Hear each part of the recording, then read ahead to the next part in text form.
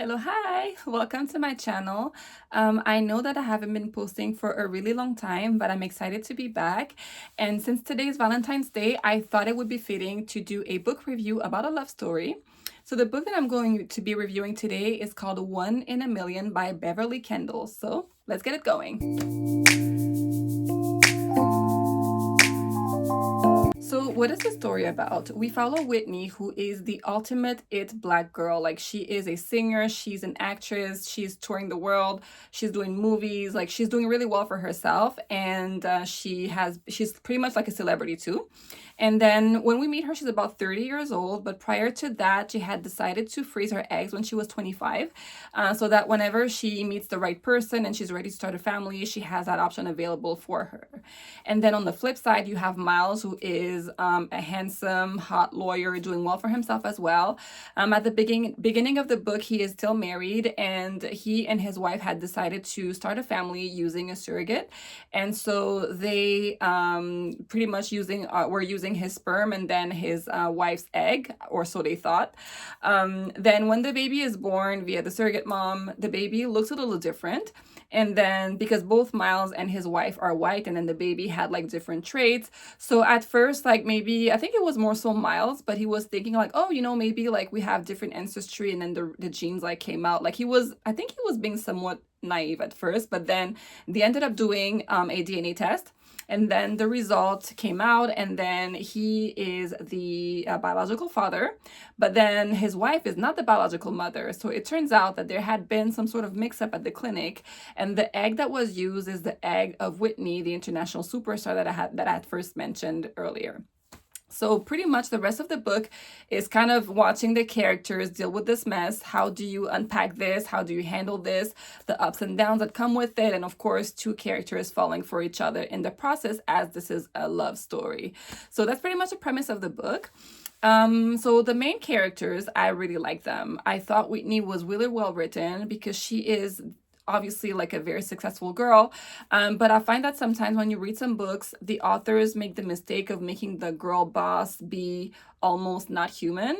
So I did like her. She was down to earth, she was doing her thing, she was loving and caring, and she was vulnerable as well at times, but she also stood up for herself and did not accept nonsense. So I really did like that about her.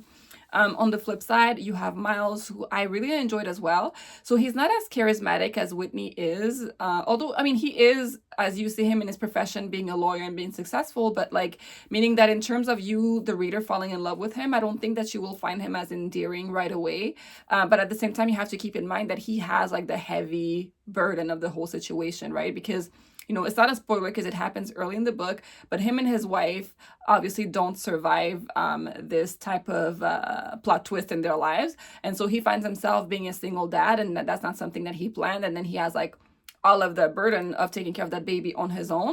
And then, Whitney is pretty much a stranger to him. So it's pretty normal that he's not exactly the most happy camper or the most open person right away, because there's obviously trust issues going on in there, and some of the insecurities that he has, I think, are very realistic, and it doesn't make you dislike him either. So the two main characters, they're fun to read, you really like them, you love reading their perspective. The characters that I didn't like so much were some of the side characters, because as you read the story, you obviously meet their friends and their families, and I didn't really like Whitney's friends like that, or the people around her. So it's not even that they were necessarily bad, it's just that they kind of fell flat to me. Sometimes when you read some of the dialogue, you just kind of don't those are the parts of the book where I was a little less interested sometimes when I read some of the back and forth with some of her friends. So, but there's one side character that I really liked, and that was Miles's sister, because the way that she was written, I thought was very genuine, and it was heartwarming as well. So Miles actually has a twin sister, so they had that special bond, and I thought it was very realistic. And if you know anybody who's like boy and girl twin, those are the type of vibes that you would get. So I did like his sister, so at least that was really, really well done. But then the other side characters, especially like Whitney's friends, they didn't really do it for me, unfortunately. But it didn't like affect me enjoying the book or no, but those are the parts where I was maybe skimming a little bit as opposed to be really into the story. So what I really liked is that the plot has like two things going on at the same time, right? So you have the two characters navigating a crazy situation, but also obviously falling for each other eventually.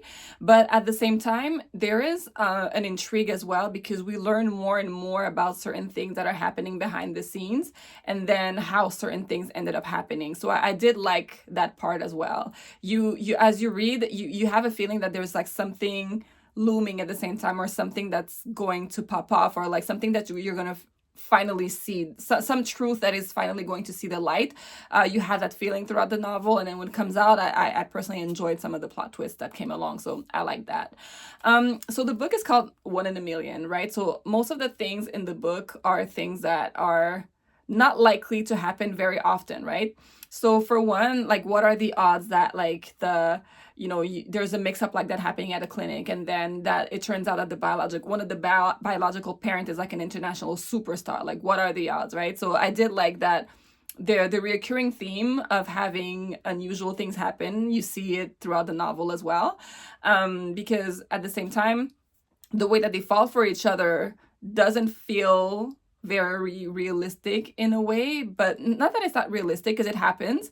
Like, people falling for each other pretty fast and in an unusual way, it happens.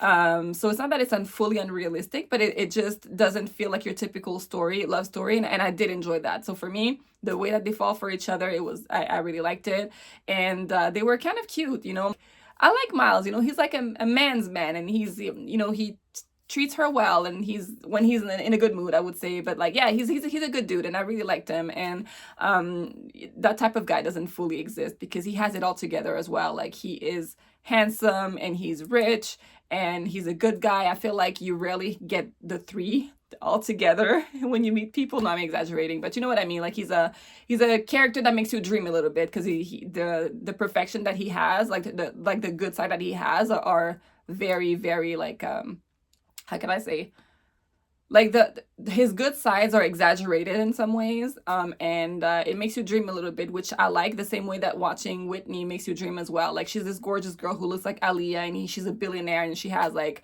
a chauffeur, like a driver. She has access to so many things. She has houses left and right. Like, I love the glam of the story, to put it that way. That was fun to read. It's a nice little escape, so that was pretty cool. So another recurring theme of the story that I think is cute and also relatable, actually, believe it or not, is that a lot of times we make plans in life, but life doesn't happen that way, and then you try to figure it out.